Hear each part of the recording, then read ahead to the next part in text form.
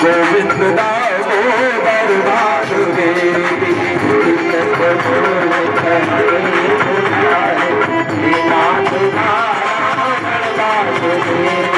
सुखा बसाने इनमें गुजारा सुखा बसाने इनमें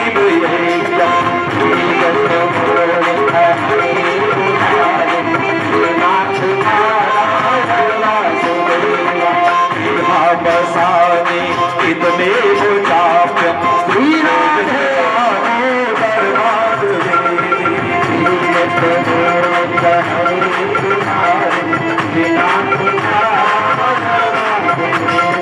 हुए रसैक्यम मधुरा प्रिया तुम कुत्यम हितम तुम परम पदा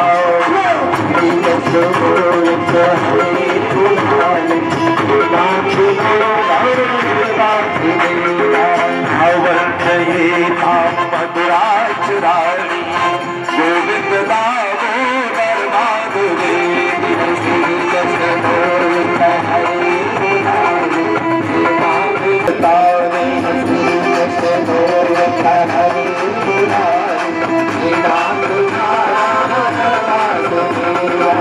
कर्तव्यमेव मधुरा सुभद्रा गोविंद दामोदर माधवे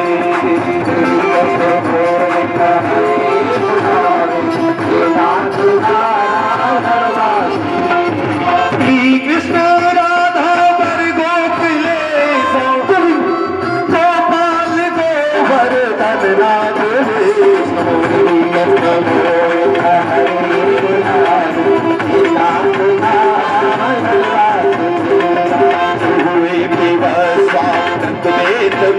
गोविंद दामो श्री कृष्ण गोविंद गोविंद गोविंद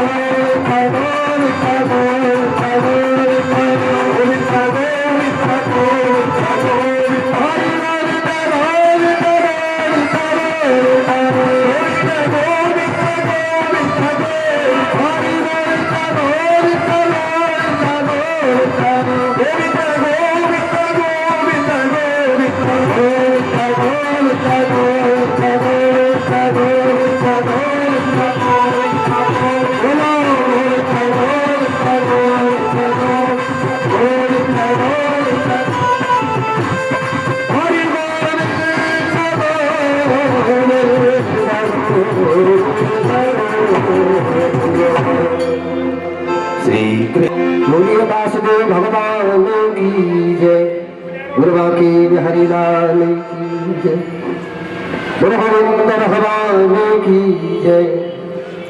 जैसे नदी अपने प्रियतम सागर से मिलने के लिए आतुर रहती है, श्री राधे, ठीक इसी प्रकार से भक्त अपने भगवान से मिलने के लिए आतुर रहता है और भगवान अपने भक्त से मिलने के लिए आतुर रहता है।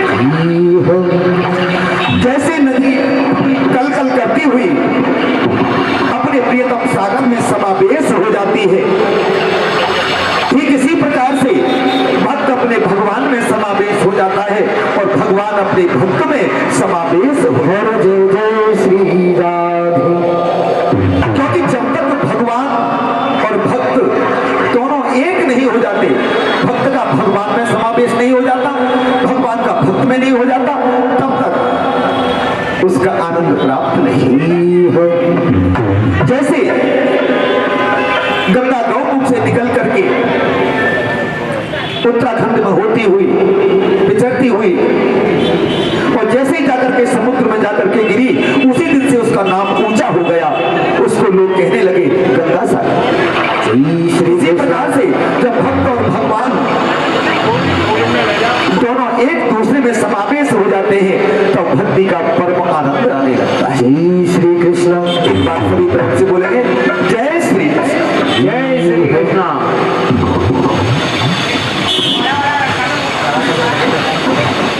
सच्चिदानंद रूपाय विश्वोत्पत्त्यादि हेतवे तापत्रय विनाशाय श्री कृष्णाय वयं नमः। यह भागवत में प्रथम श्लोक आप लोगों को पता है। ये प्रथम श्लोक से जो कथा आरंभ हो रही है, सबसे पहले दिया गया है सच्चिदानंद रूपाय विश्व उत्पत्त्यादि हेतुवे तापत्रय विनाशाय श्री कृष्णाय वयं। श्री राधे। सच्चिदानंद भगवान सच्चिद आनंद का स्वरूप ऐसे नारायण भगवान श्री कृष्ण को हम बार बार नमस्कार करते हैं, बार बार हम प्रणाम करते हैं। जय जय श्री राधे।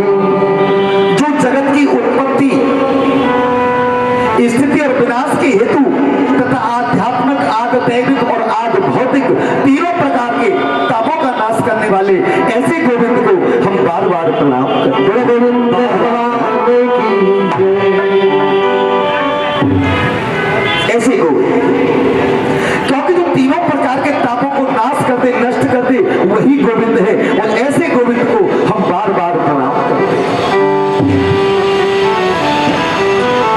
यम प्रभजन्तुमपेतुमपेतु कृत्यम दुहिपायनो विरह कातर आजुहावो। ये द्वितीय श्लोक है श्रीमद् भागवत।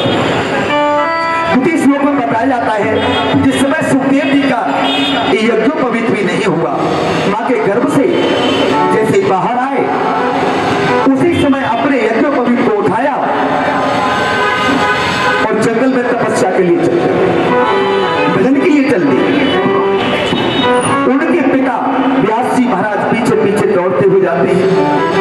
हाँ पुत्र, अरे पुत्र, ओ पुत्र, कहाँ जा रहे हो बेटा? लेकिन कोई भी पुत्र ने आवाज नहीं दी, बोले नहीं, चलते चले गए, अपने नार को उठा करके कंधे पर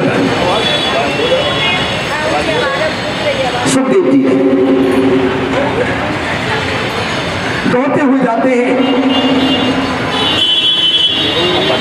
पुत्रेति तन्मयतया कर्मो विनेदुष स्वतम सर्वभूत हृदय मूल्यमान तोष्मे।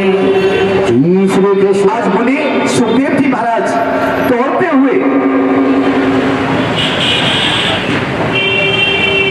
पीछे पीछे अपने पुत्र के जा रहे हैं। पुत्र ने कोई आवाज नहीं दी, कुछ नहीं कहा, बोला नहीं, क्योंकि जो जिस कर्म के लिए आया है वो उसी कर्म को करेगा और वही कर्म उसे करना चाहिए।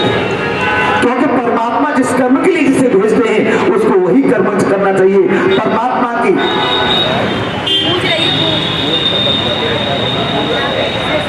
कभी भी आक्षेप नहीं करना चाहिए। आवाज साफ नहीं आ रही है। उसी समय वृक्षों ने तन्मय होकर के कहा, अरे महाराज, मुनि जी महाराज, आप दौड़े दौड़े कहाँ जा रहे हैं? उसी समय उन्होंने कहा, देखा नहीं मेरा पुत्र अभी अभी जन्म लिया और अभी अभी चल दिया बंधु तपस्या के लिए। उसी समय वृक्षों ने तन्मय होकर के कहा, महाराज, जिसको आप अपना पुत्र बोलते हैं ना, ये आपका पुत्र नहीं, ये तो सारे संसार का पुत्र है, सारे जगत का पुत्र है, ये तो संसार को सुख देने के लिए आया है, इसलिए इसका नाम है सुखदेव। वृंदावन हरि लाल की। आप ये समझते हैं कि ये केवल मुझे ही सुख देगा? मैं समझता हूं कि ये पुत्र आपका है, और पुत्र की आवश्यकता क्यों पड़ती है? क्योंकि पुत्र जो है हमें एक पूनाम के नरक से तारता है। एक पूनाम का नरक होता है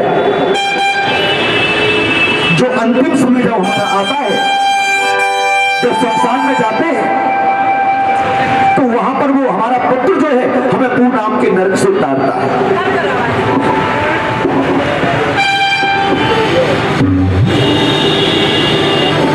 वो पूनाम का नरक कैसे करता है? जिस समय कपाल क्रिया की जाती है पिता की, उस समय वो पुत्र घी लेता है, एक बांस में लोटा बांधता है, और लोटा बांधने के बाद उसमें घी भरता है, और जब सभी लोग कहते भैया देखना जरा कपाल हो गया क्या, देखना जरा, तो बुजुर्ग लोग उसको देखते हैं कपाल हुआ या नहीं।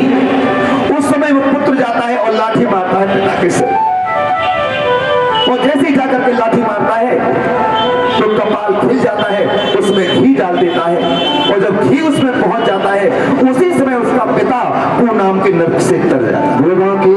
हरि लाल की। एक बार प्रेम से बोलिए जय श्री कृष्ण। जय श्री कृष्ण। आज प्यासी महाराज दौड़े दौड़े जा रहे हैं। सभी ने कहा, महाराज ये आपका पुत्र नहीं, ये तो संसार का पुत्र है, ये तो सबको सुख देने के लिए आया है। और आजकल के पुत्र को माता दुखदेव है, अगर माँ ने कुछ कहा तो सुनता नहीं, पिता ने कुछ कहा तो सुनता नहीं, अगर पड़ोसी ने कुछ कहा तो ढंग से बात नहीं करता। आजकल के पुत्र सुखदेव नहीं, आज तो दुखदेव पैदा हो। नेम से सूत मासीनो मम बाध्य महामतिम कथामतम सास्वादो कुशलो सोनको अप्रवीतः।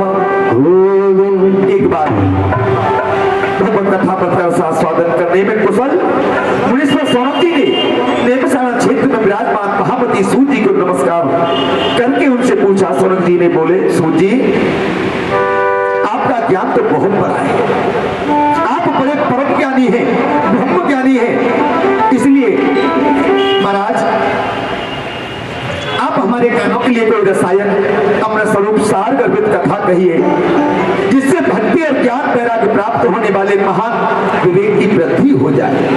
भक्ति, ज्ञान और वैराग्य को प्राप्त होने वाले की वृद्धि हो जाए। एक बार सभी प्रेम से बोलेंगे जय श्री कृष्ण। जय श्री कृष्ण। तथा वैष्णव लोग किस तरह इस माया मोह से अपना पीछा छुड़ाते हैं।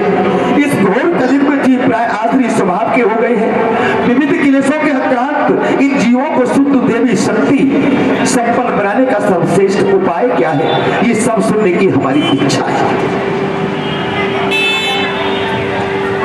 एक बार सभी प्रेम से बोलो जय श्री कृष्ण। जय श्री कृष्ण। सो जी आप हमें ऐसा शाश्वत साधन बताइए, श्रेयसाम यद वेक्षयो पावना नावनम कृष्णं प्राप्तिकरं शाश्वत साधनम तदाधुना। जय श्री राधे। सुनिए कोई ऐसा शाश्वत साधन हमें बताइए जो पवित्र हो तथा जो भगवान श्री कृष्ण की प्राप्ति करा सके, ऐसा सुंदर साधन आप हमें बताइए। उसी समय कहा, चिंतामणि लोकम सुखम सुखम संपदात्मा प्रच्छन्ति गुरु प्रीतो वैकुंठम योगी दुर्लभम। हरि हरि बोल। उसी समय समय कहा कि चिंतामणि केवल लौकिक सुख दे सकती है और कल्प वृक्ष अधिक से अधिक संपत्ति, स्वर्गीय संपत्ति दे सकता है, परंतु जब गुरुदेव प्रसन्न हो जाते हैं, जब गुरुदेव प्रसन्न होते हैं तो भगवान का योगी दुर्लभ नित्य वैकुंठ धाम प्राप्त हो जाता है। क्योंकि जो गुरु होता है, सदगुरु, जो सदगुरु होता है ना, अपने भक्त को अज्ञान से निचोड़ देता है। किससे? अज्ञान से। उसके अंदर ज्ञान की आपूर्ति कर देता है और जब शिष्य अज्ञान से निचोड़ जाता है, जब उसमें ज्ञान आपूर्त हो जाता है, प्रवेश हो जाता है, तब उसका आनंद हो जाता है। गुरु जी महाराज की जय। कि कुछ न बिगड़ेगा तुम्हारा गुरु शरण आने के बाद, कुछ न बिगड़ेगा तुम्हारा गुरु शरण आने के बाद। तुम्हारा गुरु शरण आने के बाद। सभी तालियां बजाओ, सभी बोलो। और गुरु चरणों में जिनका संबंध है, गुरु चरणों में जिनका संबंध है, उनके जीवन में आनंद ही आनंद है।